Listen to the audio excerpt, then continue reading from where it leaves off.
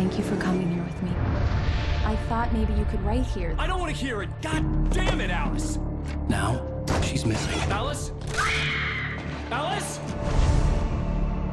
I woke up behind the wheel of a crashed car. I'm missing a week. I was attacked by shadowy men straight from a nightmare. The sheriff took me to the lake Alice and I had stayed at, but the cabin had disappeared.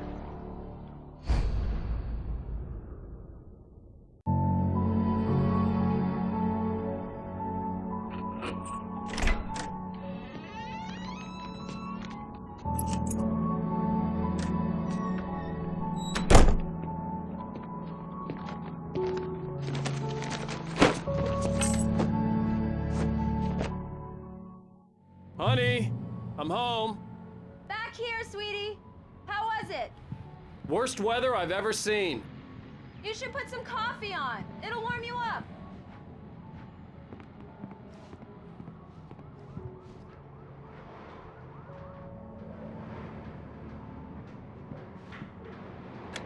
Coffee's on. Great, thanks. I'll need it if I'm gonna finish this by tomorrow.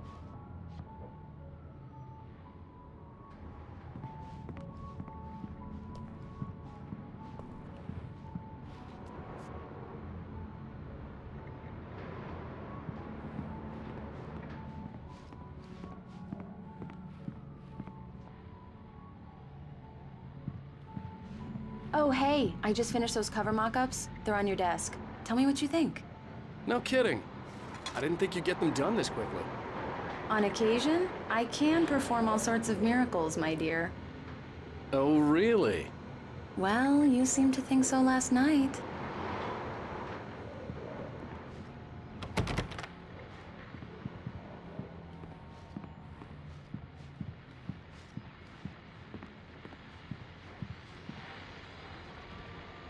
These look really good. Oh, sure, until Barry gets his hands on them. Which, by the way, will happen over my dead body. The last time was the last time. Oh, and speaking of Barry, he called. It's true what they say about the fall and the sudden stop at the end. I'd lain here in the snow while the lurid chain of scenes that had led me here kept playing in my head. A rerun of my own private snuff movie. A memory of my corpse. Alone at my own wake. Thinking in metaphors again. The femme fatale was gone. Only a sour taste remained of the kiss that killed me.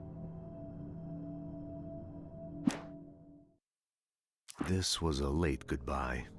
13 years after I'd gotten my revenge, it had finally caught up with me. It had been a long time to bear the pain. My blood painted the snow red. A gruesome slushy dissolved all the scattered painkillers and leisurely dripped down to the sewer, mingling with the bile of the city, becoming one with it. I can see them now, my wife and my baby. Honey, I'm home. Alan! Alan, please check the fuse box. I'm right here. I'm on it, honey. Please hurry. I'm right here, baby. I'm fine. Just get the lights back on, now, please. Honey, it's a power outage. I've got the flashlight. Okay. Hi. You okay? I'm sorry. It just really spooked me. Don't worry. We'll just break out the candles. I know it's stupid, but it's just... especially when I'm not prepared for it, you know? It gets to me. I love you. Tell me a story, writer. Okay. I used to have these nightmares when I was a kid. The dark really spooked me, too. When it got really bad, my mom gave me this old light switch. She called it the clicker. The clicker, huh? Yeah. If I ever got scared of the dark, I could just flip the switch and a magic light would scare the monsters away. Oh, sure. Here it is. Alan. Maybe it'll help you, too. Yeah, nice story, writer boy. You made that up right now, didn't you? No. Seriously. I love you, even if you are a liar. Thanks for this.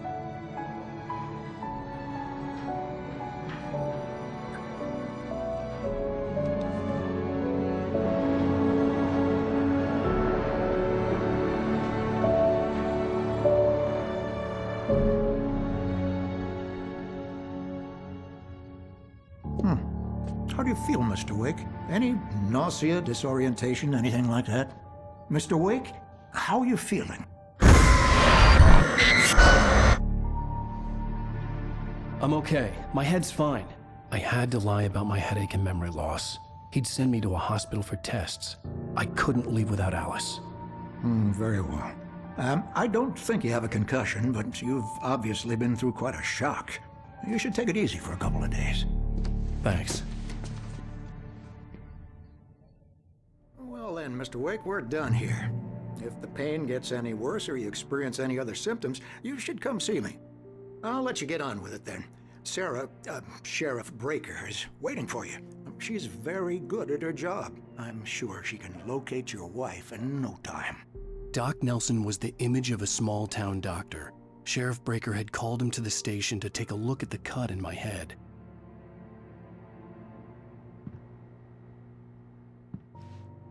I'm sorry you had to cut your morning fishing short for this, Doc.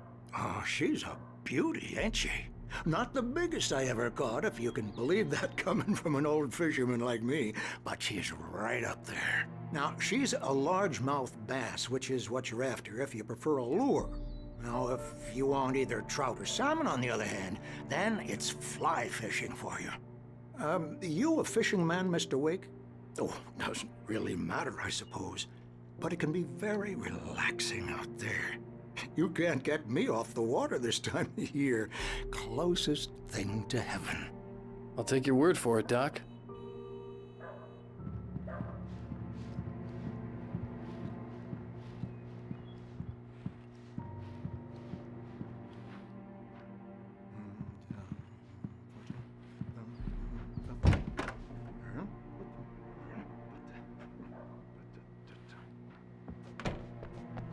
Thank you for testing the lights, Miss Weaver. Everything seems to be fine. I don't have the luxury of being complacent, Grant. Bulbs will need changing soon. You can't change them in the dark. I'll be sure to take care of it, Miss Weaver. Have a nice day now. Very good. I'll come back. Come in, Mr. Wake. Your phone's on the desk. The battery was dead. It's charged now. Have you started looking for my wife yet? My men are already on it. Now, can you tell me what happened? I'm not sure. I can't remember. We were arguing. I walked out of the cabin. The cabin on Cauldron Lake? How did you end up at Stucky's gas station? I wanted to tell her what had happened last night, but I couldn't. She'd locked me up. Excuse me. I need to take this. Hello? Alan, please help me. Alice? Stop talking to the law. You'll do exactly what I say if you ever want to see your wife again. Who is this? Go to the back lot. There's a hole in the fence on the left. Look inside the junker. I left a little something there to convince you we're all on the same page here. After you ditch the cops, you're gonna meet me in Elderwood National Park. There's a spot called Laver's Pik. Midnight. Don't do nothing stupid, pal. We're watching you.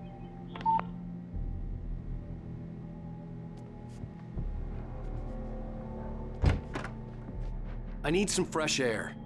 Can I go out? In the back, maybe? Of course, Mr. Wake. I understand. You can get there through the cells. Deputy Grant can show you the way. I'm sorry. All of this, it's just a lot to take in. Take your time, Mr. Wake. I understand. Can I ask you what the call was about, Mr. Wake? It's personal.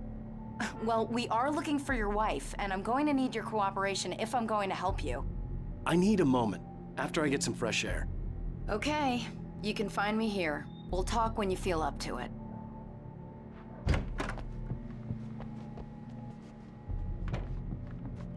Mr. Wake, can I help you with anything? I need to get some air. The sheriff said I could go out back. Of course, Mr. Wake. You can get there through the cell corridor. Just don't mind Walter in there. He's one of our regulars. I thought he quit drinking for good. Oh, no such luck. He went on a bender and beat Danny pretty badly. He started shouting like that the moment he woke up. Hey! Hey! I need more light in here. God damn it, more lights! Alice looked through the viewfinder, lining up the shot. Cauldron Lake was breathtaking. Something caught her eye. A figure standing in the shadows behind the cabin, like a thin woman in a black dress. She lowered the camera and looked again. No one there. Just a collection of bushes that looked vaguely human-shaped. She shook her head and laughed. I don't like the goddamn shadows in here. Hey! God damn it! I don't want to be alone Mulligan in here. I'm at Stucky's gas station with Thornton. There's no sign of him. Over. Wait. Yeah, this is Thornton. Look, we've located the brake float. It's here. That's some good news, right? Stucky was supposed to be driving it at the rehearsal today. Over. Oh, give me that. Mulligan here. Looks like someone really thrashed the garage. Over. Okay, roger that, guys. Keep looking for Stucky. Jane's out. Anybody? It's too damn dark. Hey, mister! Hey, can you turn the lights on? The deputies, they don't understand. They won't. Thank you, man, thank you. Hey, you're all right. You're a good guy. Don't let anybody tell you different. You know, I shouldn't even be in here. The cops, they got it all wrong. See, sure, I beat him up, but I wasn't drunk. I mean, I wasn't drunk at the time. I only got drunk afterward. Okay, listen, you gotta listen carefully now. Here's the kicker. That wasn't Danny.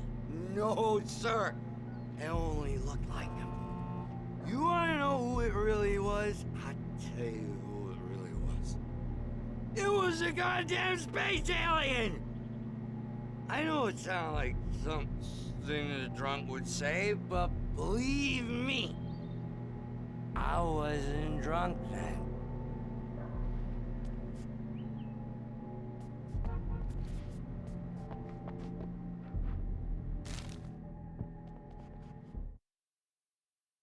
In spite of its human mask, to describe the dark presence as intelligent would have implied human qualities on something decidedly inhuman. Nonetheless, it found the one spot in the diner that was dark enough. Some light spilled into the corridor, ravaging it. But it took the pain. Horrible as it was, the writer would soon fix that. He would be coming to the one place where it still had power. I told him, oh yeah, well, I don't hear. The early morning light hurt my eyes and made my head ache. The man on the phone had said, "Go through the fence on the left."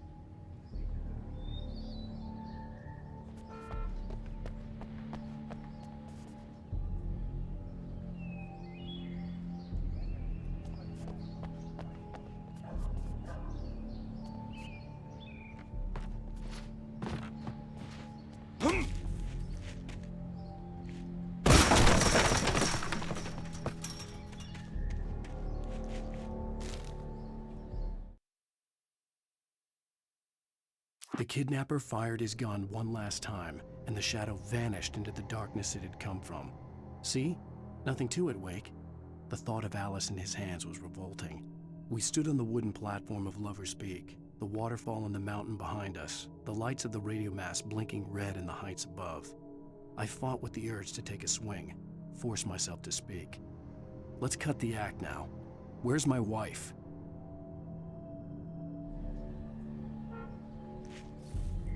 Alice's driver's license had been placed on the front seat. The caller meant business. Barry? Ow! Thank God! Where the hell have you been? I've been trying to reach you for a week, you and Alice. Oh, I've been worried sick. I flew out yesterday. I'm here in Braight-Fallz.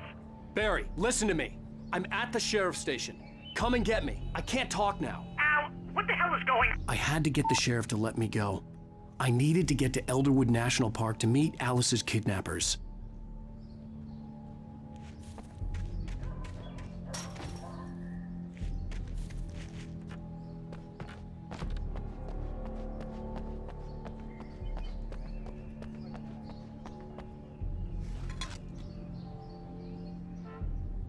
Well, folks, it's been another long night, and it's about time for me to sign off for a while. God knows I need my beauty sleep. Just one more item before I go. It's been a busy night for the sheriff's department. We've had a few broken windows, even a report of shots fired on Main Street.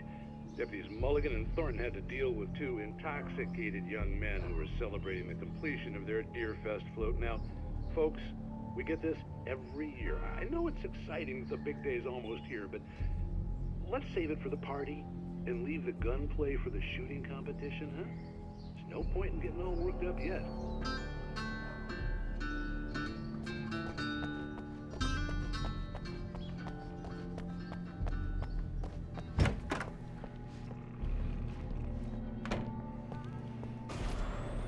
A writer is a light that reveals the world of his story from darkness, shapes it from nothingness.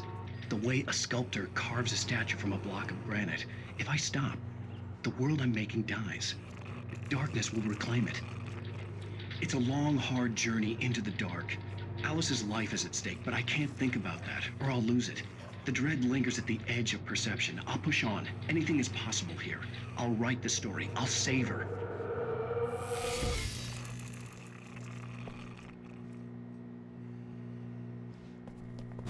Marvelous, Sarah.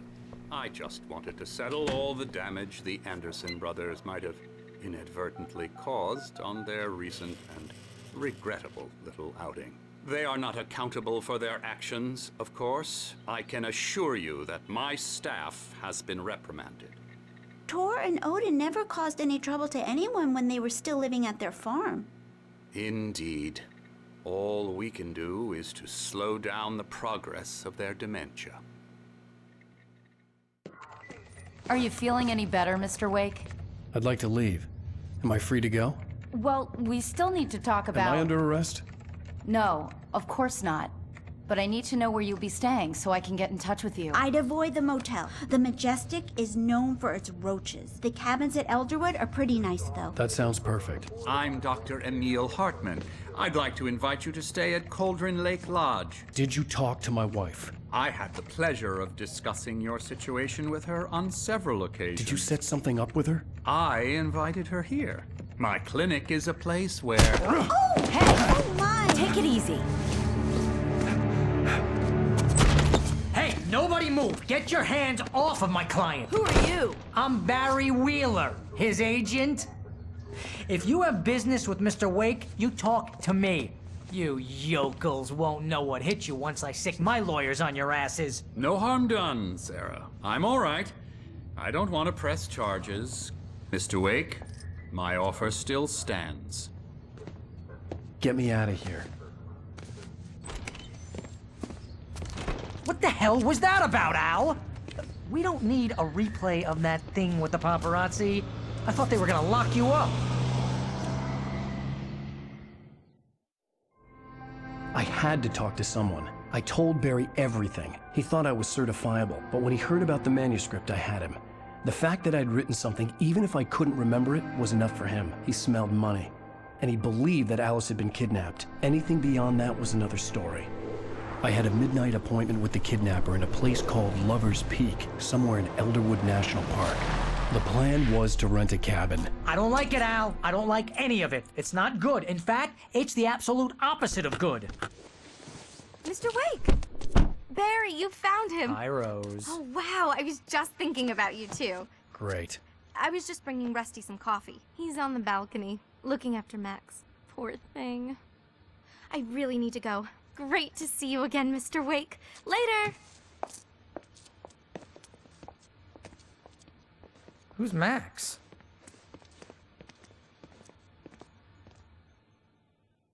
What an airhead. Jeez, Mr. Takes a swing at everybody. This is not her fault. She's a very nice girl and, more importantly, a fan. She even has a fan site dedicated to you. And she was very helpful when I was looking for you. Seriously, Al, what you were saying in the car? Just listen to yourself. What, you shot a guy and his body just disappeared? When was the last time you slept? What, are you high? Have you been drinking? No! Look, Barry, I'm missing a week. And someone's got Alice. Do you and understand what it sounds like when you say stuff like that? Don't get me wrong, it's a good story, could be a bestseller. But when you start confusing fiction with reality, You're buying yourself a ticket to the funny farm. All right, wait here.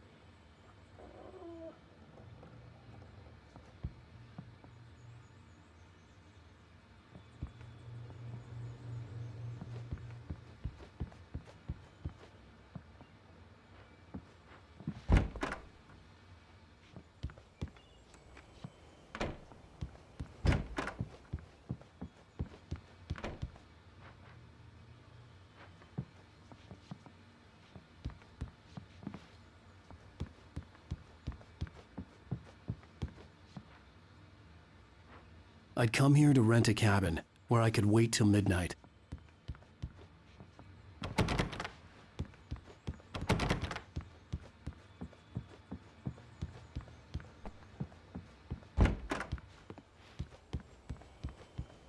Easy there, boy. I'm almost done. Hey, Rusty, right? You rent cabins. Oh, Mr. Wake. I'd shake your hand, but mine are kind of full here. Actually, I'm sorry about this. Would you mind grabbing the registration form from the desk? It's just across from Bucktooth Charlie. Okay, sure. What happened? Crazy poachers. Max here got his foot caught in a trap. They're illegal to use here. Hell, you're not supposed to hunt within the park at all. But that doesn't stop some lowlifes. Well, at least Max is gonna be okay. He got lucky. Max is still groggy from the shot I gave him, and I'd rather not leave him alone just yet. The form's on the desk across from the mammoth skeleton. Seriously, Al, you can't just go and meet a kidnapper. Those situations always end up in disaster. You gotta talk to the cops. She's my wife, and it's my call. Can we talk about this later? No. This whole thing... Listen, you hit your head. I mean, geez, Al, come on. You gotta understand how crazy all this sounds. If you're trying to pull a joke on me, freak me out, it's working. Ha ha, let's have a laugh on Barry. Well, you had me going there real funny, Al. You can quit it now.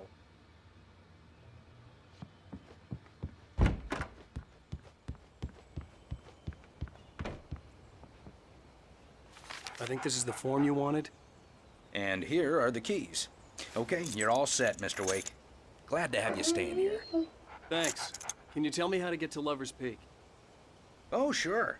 It's at the end of the nature trail. Just follow the paths, you'll get to it eventually. It's an easy walk. Nice spot, too. If you have any trouble finding it, just keep your eyes on the radio mast. It's right below that. Look, Al, you're asking me to believe that you shot a dude who went poof into thin air, a guy who was bulletproof until you pointed a flashlight at him. You hear that from people who end up spending time in padded rooms, strapped to their beds, wearing white shirts with too long tangled up sleeves, and eating a healthy diet of pills. Al, you make cruel jokes about people who believe that kind of stuff. You're the skeptic. You gave me an hour-long lecture on homeopathy last month. What was it? If there's no proof, it's pure bullshit. Period. Guess the laugh's on me then. Al, come on! I mean, okay. Okay, maybe something weird happened to you, okay? Well, thanks for the heartfelt vote of confidence. All I'm saying is you gotta throw me a bone here, bestseller. What would you think if it was me? There's no way you should be going out at midnight with a gun. No one asked you to come here, Barry. Either work with me on this or go straight back to New York. Your choice.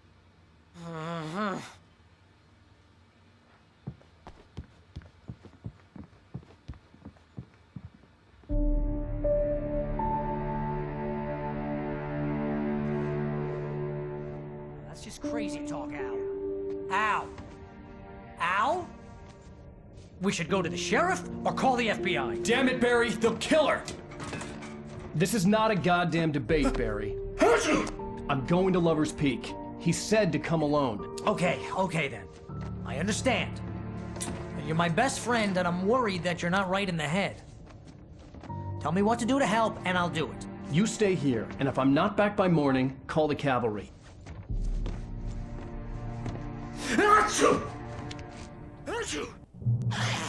Just be careful with the natives, Al. These yokels are dangerous. Everybody hates a tourist, or it'll be Deliverance all over again. Achoo! Bless you. Oh, this place is trying to kill me. I'll bet there's mold in here, spores, poison ivy, God knows what. This is so not worth a 15% commission.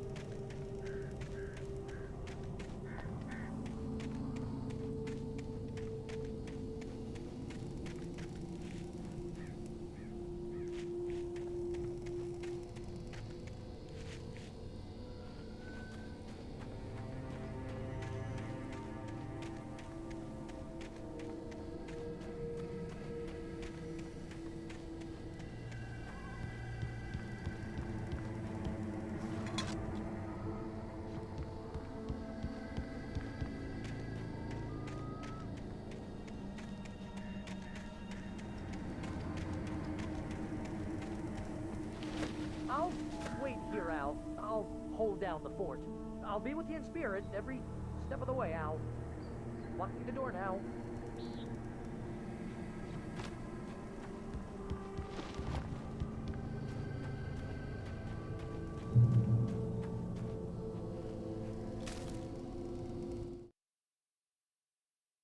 Barry had never gotten along with Alice, but he knew Alan loved her with an almost frightening intensity.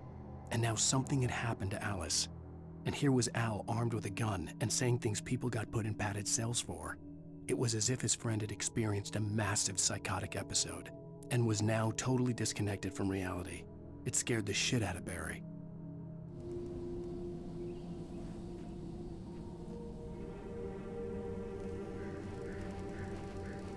Barry had the keys to the car he rented. It wasn't a long walk to the visitor center, and it wouldn't be any use to me in the forest.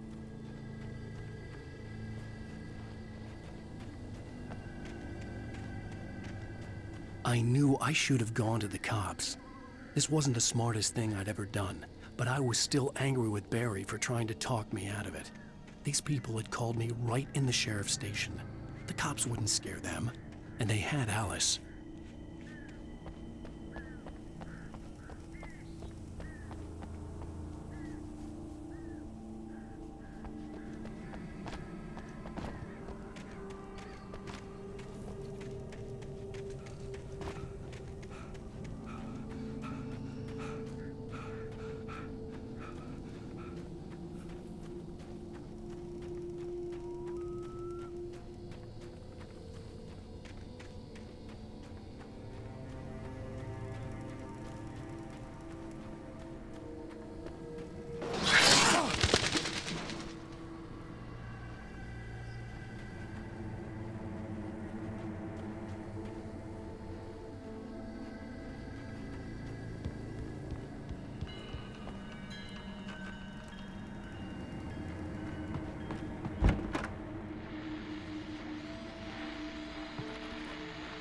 Welcome back to the show, folks. As promised, our very own Dr. Nelson has just parked his rear end in the studio. Doc, what's your Deerfest plan like? My plan? You make it sound a lot more organized than I ever seem to manage.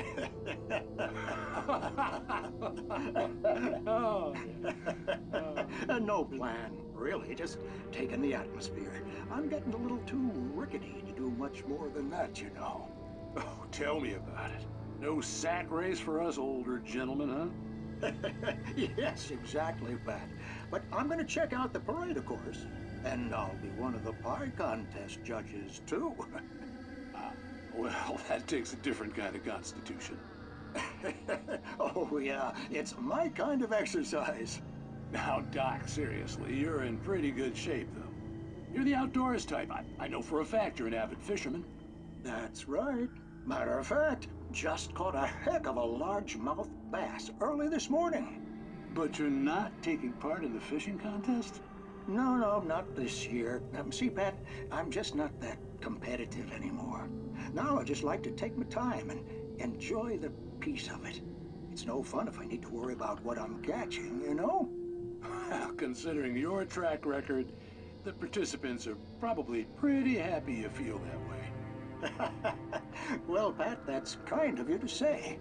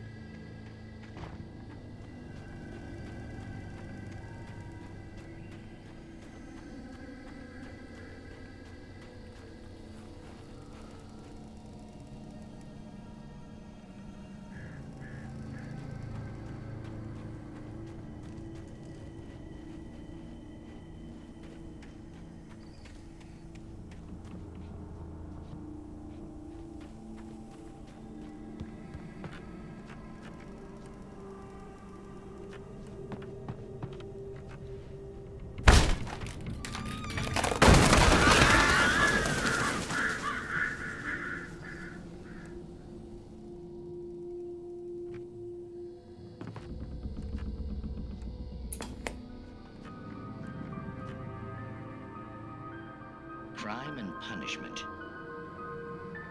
The cancer and cure of civilization. But some crimes are impossible to punish, especially in Night Springs. Tonight's episode, The Man in the Mirror.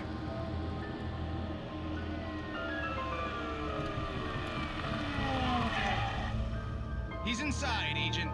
He's a weird one. So, you're confessing to killing that guy, huh? Why? Had it coming? Yeah, but why would you do that? I mean, you're a nice guy. Normal. Took your kid to a soccer game. So how come at the game, you pick a guy and, quoting from the arresting officer's report here, assault the victim's head area repeatedly with the weapon of choice being a pair of bare fists? Wow, that sentence really flows, huh? Maybe you're not the literary type. Okay, so you mess him up. But why? Who was that guy? We couldn't ID him. Why would a guy like you do him like that? I didn't like his face? Well, you must have hated it, because you really went to town there. I mean, there's no way to tell what he looked like. No ID on him either. That must be difficult. But then we ran the fingerprints. Got a match. Your prints. Identical. Huh, how about that? Your son said you were wearing a white shirt when you took him to the game. But the white shirt is on the dead guy. It's plenty red now. You won't get away with this. Do you really think that's in any way relevant to me? I had plenty of time to talk to my boy before the cops arrived, you know? He won't stop screaming, am I right? You think he's ever gonna be okay? I left my mark. Believe me. You bastard. What? You gonna shoot me? What's the point? I'm going to prison. You got me. I don't understand any of this. And you never will.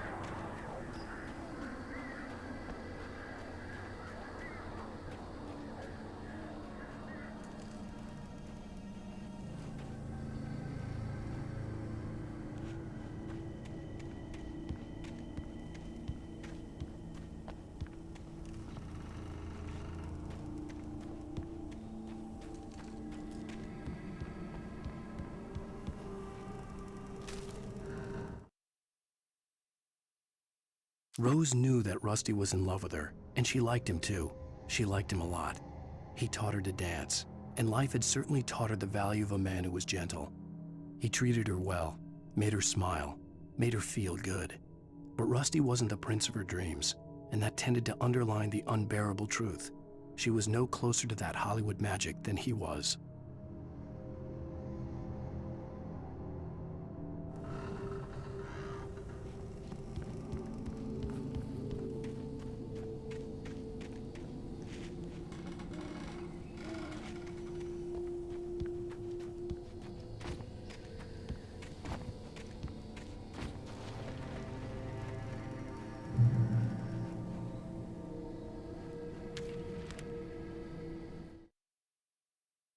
The air in the visitor center was heavy with an awful smell, as if some rotten drowned thing had crawled up from its grave. Rusty kept coughing blood. My eyes were drawn to the twisted shape of his broken leg. The attack had been vicious. Max whined in his cage. Rusty's eyes were wild with fear and terror. He gasped. "Mr. Wake, it happened just the way it was on that page."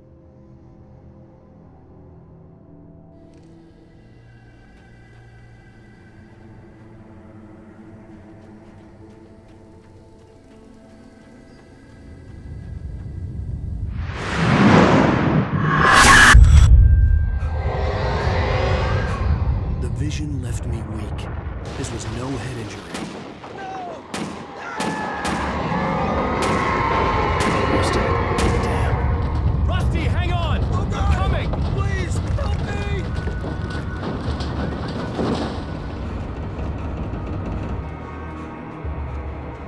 Anybody?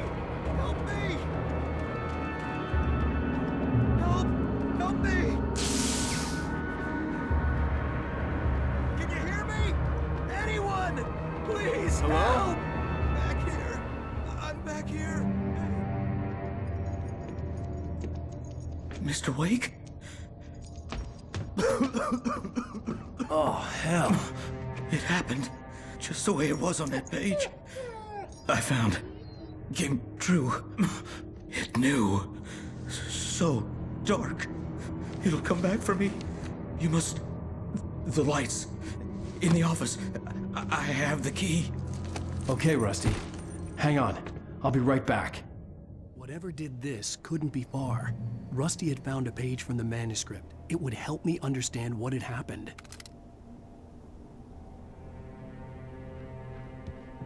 Shh. Good boy.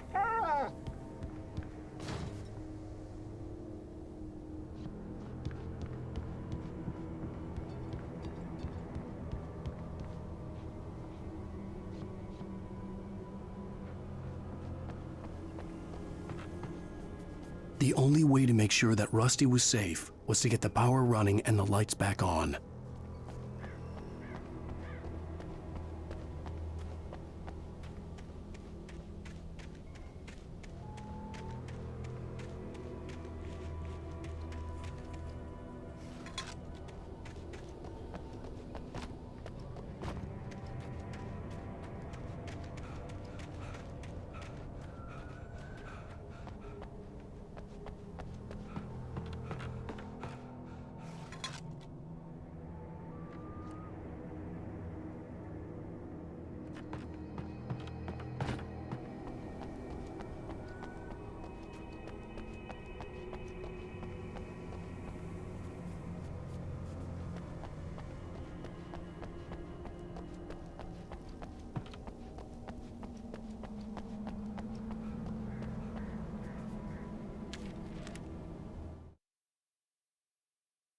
The visitor center was sturdy, but the impact turned the front of the building into splinters. Rusty was thrown across the lobby like a rag doll and hit the far wall hard. It didn't hurt until he tried to move and saw his leg bend the wrong way, felt the broken ribs stabbing him on the inside. Rusty howled in pain and fear, suddenly afraid to die alone.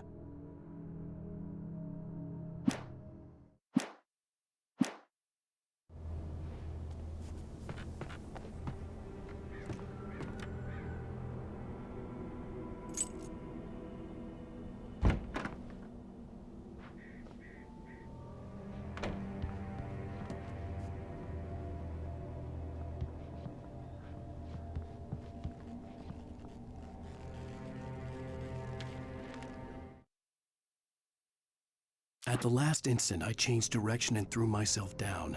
The axe splintered the trunk of a tree. I stumbled into the pool of bright light. My lungs burned. I was too exhausted to move. I tensed as I waited for the killing blow, but it never came. I raised my head. Nothing moved in the darkness beyond. For the moment, bathed in the cold light, I was safe.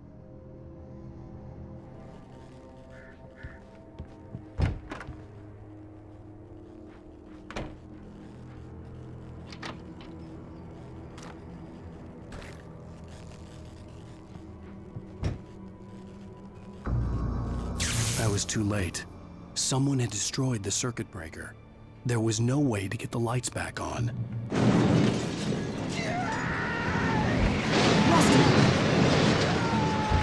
Rusty! The ground was covered with oily patches that looked like liquid darkness. I just need hunting licenses.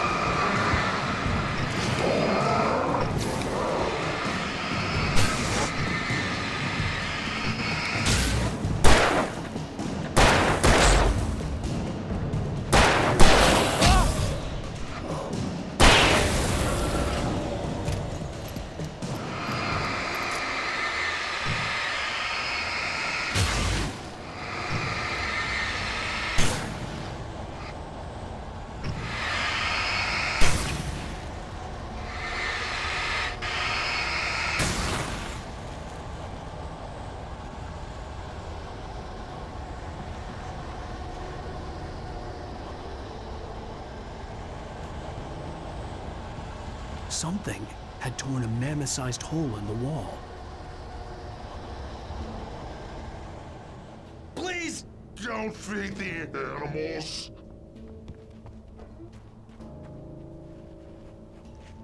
Fishing is only permitted. Purchase a park Fishing license. Obey. Park ranger's instructions. At all times. Rusty, no! Never. Cover 1,100 yards. 2 bears and wolves. Never approach any other wolf. Closer than. Pets must be leashed. Never leave your pet unattended. It is against the law to remove any natural objects or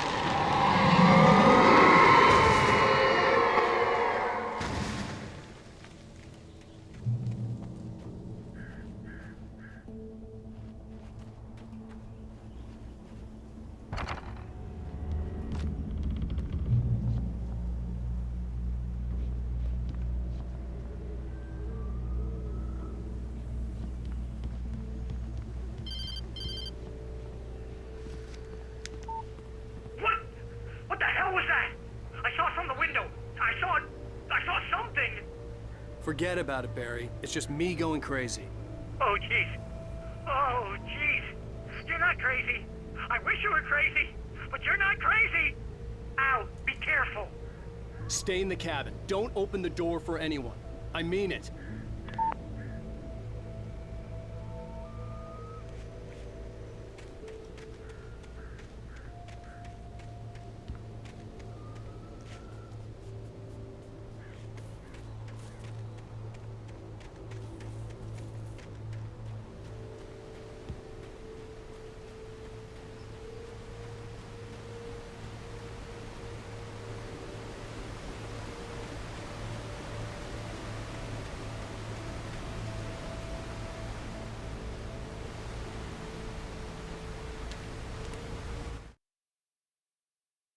In that last instant of consciousness, Rusty thought about Rose. He was older than she was. Rose was barely out of her teens, but she made him feel young and forget what a train wreck his long-dead marriage had been. He still wore the ring. He'd been waiting for her to tell him to take it off. Now she never would.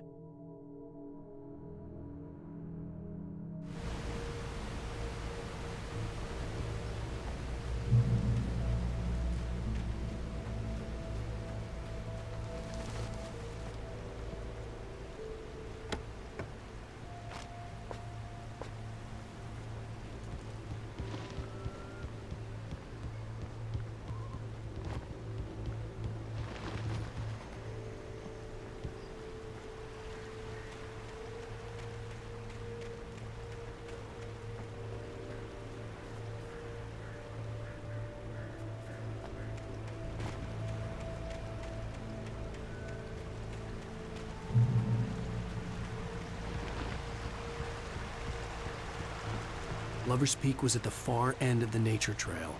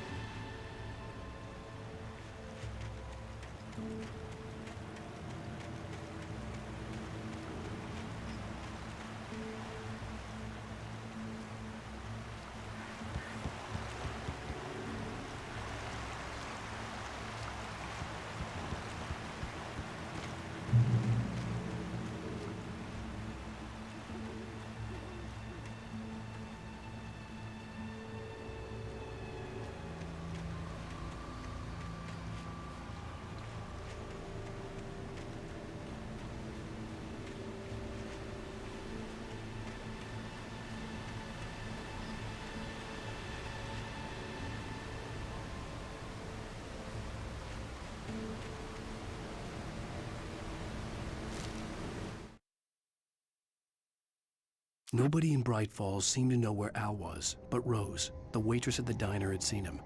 From what Barry could tell, Al pretty much fell off the face of the earth when he left the diner. Rose was just the kind of fan that Al hated, but she really tried to help. She was smart too, knew a lot about what was going on in the town, knew a lot about Al, even knew who Barry was. Barry liked her. That was no big surprise. When it came to women, Barry and Al rarely saw eye to eye.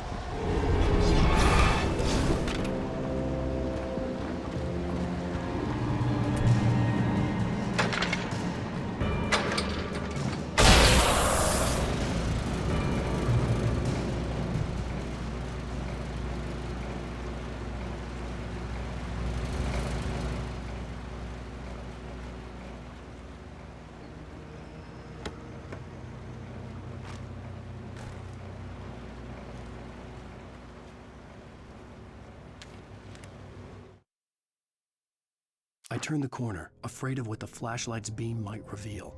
Suddenly, a roughly painted symbol of a torch glowed in the light. Behind it, hidden by a rock, sat a battered metal trunk. It was here for a reason, packed with supplies, batteries, flares, ammo, things you need to make it through the darkness of the night. Something left behind by someone who knew what I knew, and more.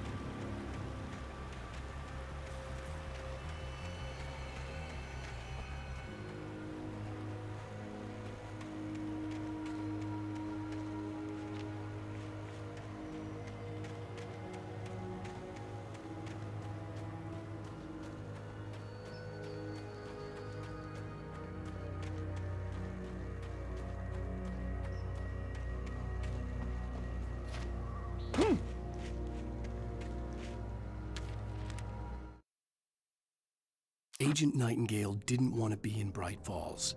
These little communities revolted him, and he didn't like the trees or the coffee. He now knew that impossible horrors lurked behind the storefronts and smiles. He desperately wanted to turn the car around and just drive until he passed out or ran out of road and booze. But he had a job to do. He had a rider to catch, at any cost.